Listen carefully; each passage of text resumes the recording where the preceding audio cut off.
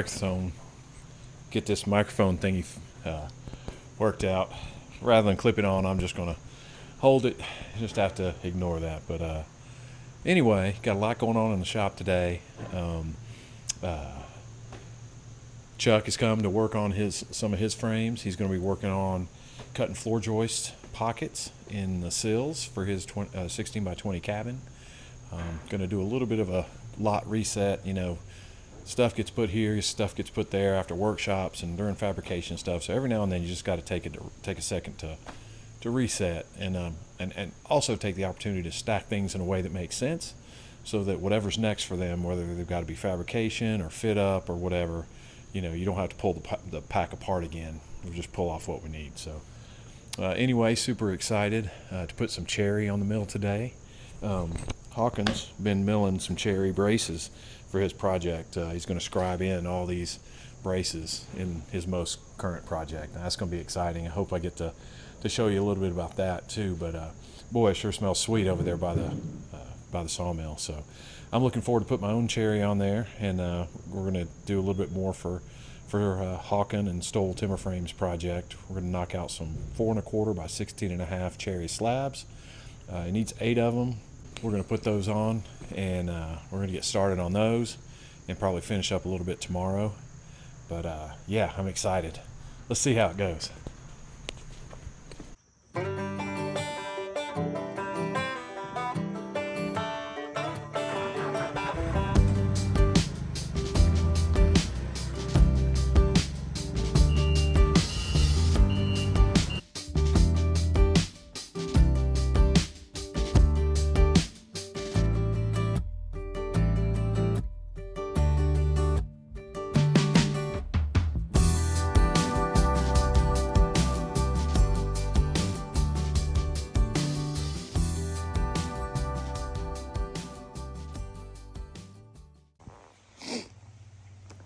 Well, it's a good thing to get all that done.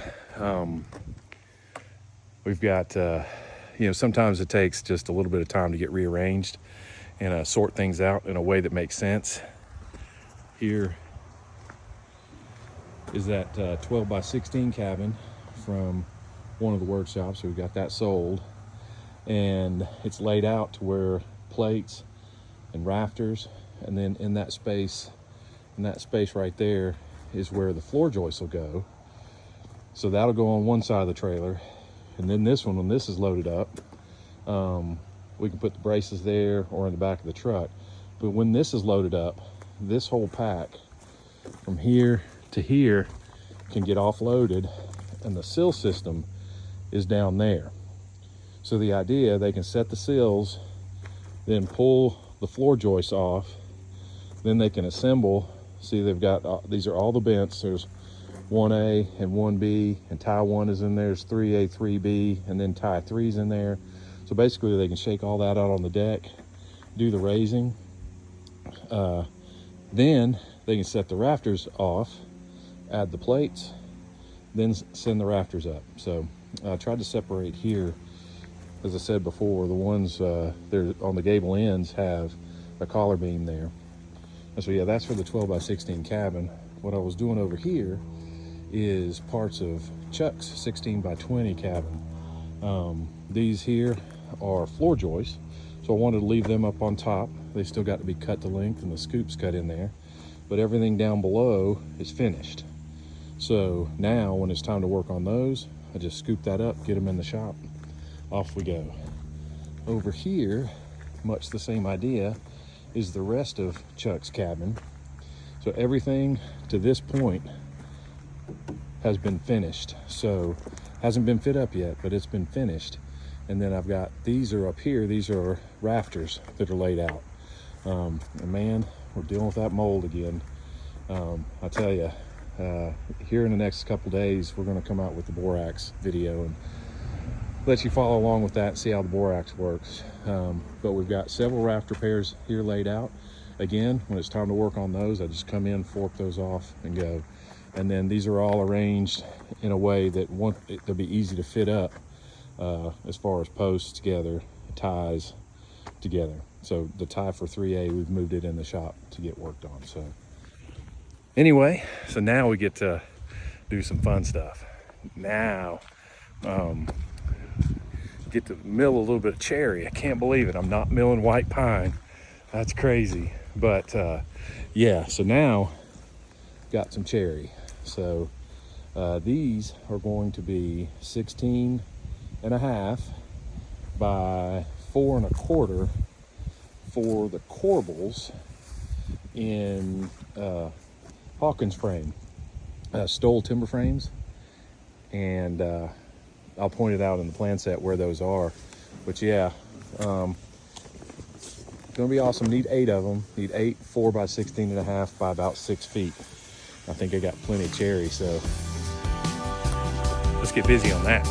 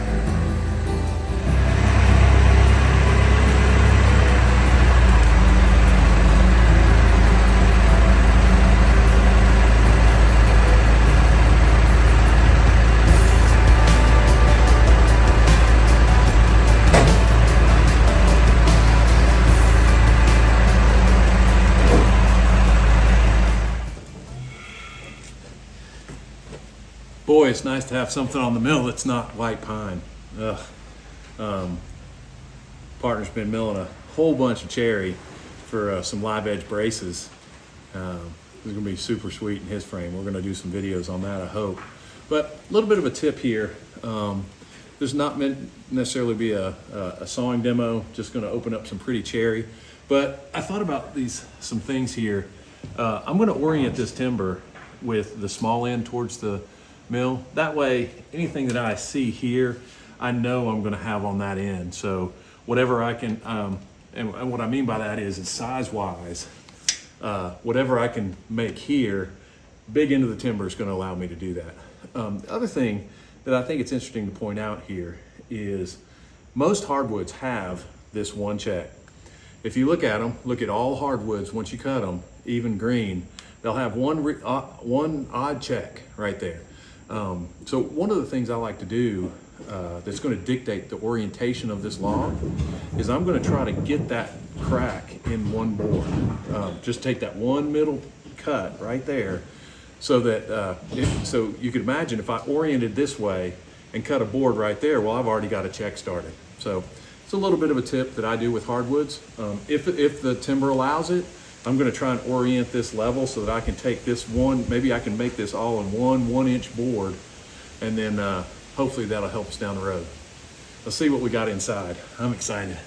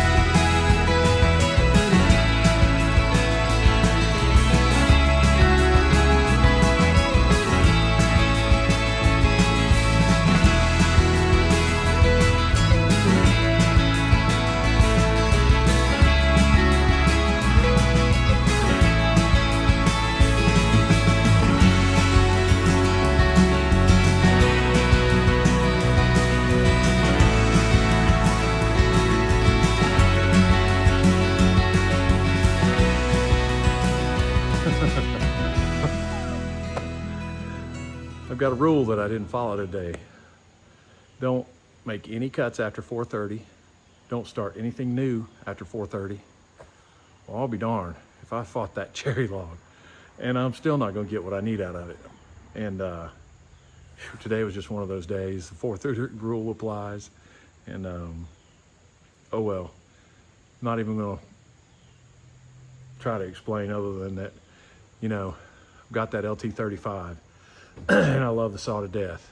But if I had, you know, 3 more inches of cutting clearance, boy, I tell you, that would make all the difference in the world. You know, I get down to the fat part of the log, looked at it, thought it was gonna fit just fine, and starting to drive wedges, and the wedges got hung, and then couldn't back the saw out, and it ruined the blade, and then, you know, and then now ends up I'm not even gonna get what I need. I wanted to get 3 4 by 16.5s out of it. I'll probably only get 2 now, but yeah, I think I'm gonna pull this slab I just milled off, and then we're gonna call it a day and retry this in the morning. Back at it this morning, see if we can give this cherry a run for its money. I think I can get all that I need done today, and even maybe a little bit of movie editing. So let's see what we can get, and I don't know, hopefully it'll go a little bit better this morning than it did yesterday evening.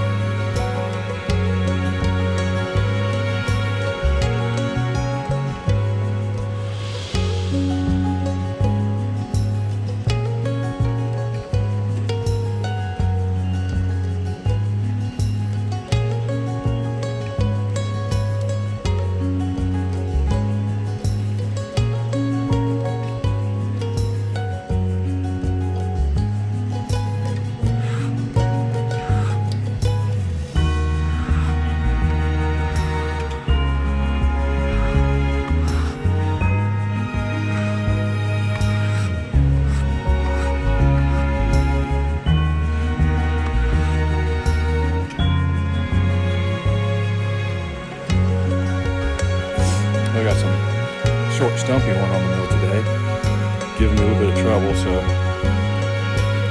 come up with some creative ways to just roll this thing up. I should get 3 4 1/4 by 16.5 out of this cherry. See how my idea works.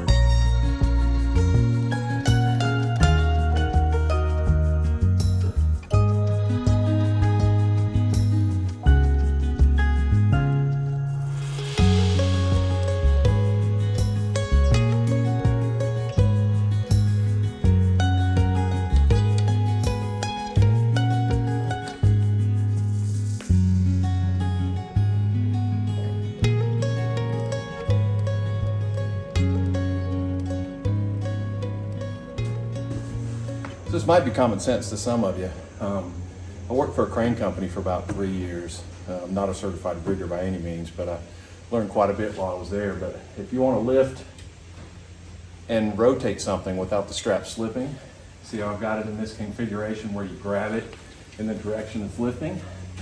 If I were to do it this way, then basically this would just rotate around. So a little bit of a tip there. Might save you a little bit of time. Now try to get that located right in the center so it pivots right there on the center.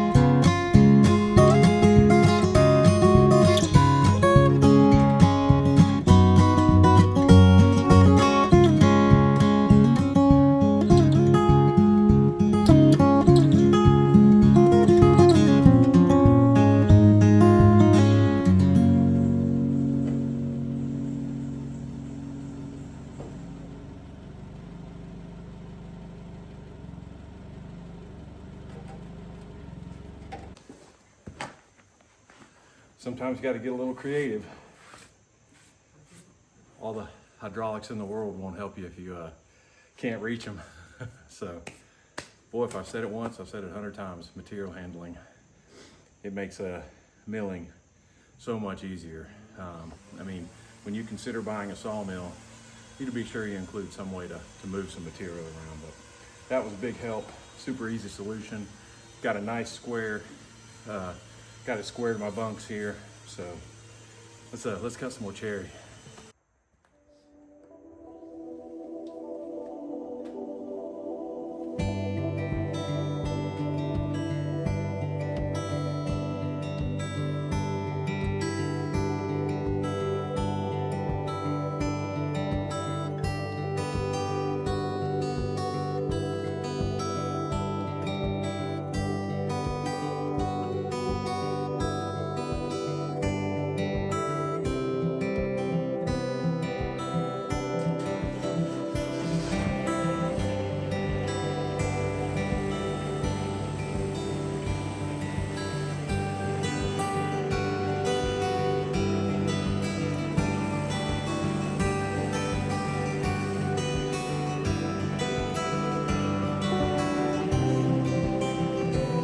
Got another little bit of a tip for you. So I've got my line drawn there. My blade set just a little bit above it. Over my years of sawing, I've always learned to leave a little bit. You never know, you might mess up on the bottom side, something like that. But I think I'd like to get some 5/4 boards out of this little section. So, not sure if you're familiar with this scale, so I thought I'd talk about it just a little bit. The scale on the left here is inches above the bunk height, and this magnetic scale has numbers on it. So if we zoom in real close, you got 4, 5, 6, and 8. On my mill, that represents quarters, so it's 4/4, 5/4, 6/4, 8/4. And this scale includes the 1/8 inch curve in the blade. So if I want to get 5/4 boards, I can line 5/4 mark up. Line my 5/4 mark up right there. Okay. I can line it up here, could line it up anywhere. But now, when I turn the saw on, I can raise the height to the nearest 5/4. See, that's going to be kind of a small 5/4. So, I'll go down to the next one, make that one off cut. Now, when I set the neck set, each time I bump down, I'll be cutting 5/4 boards. It's like probably 2 in this case. And they'll end up right there on the line.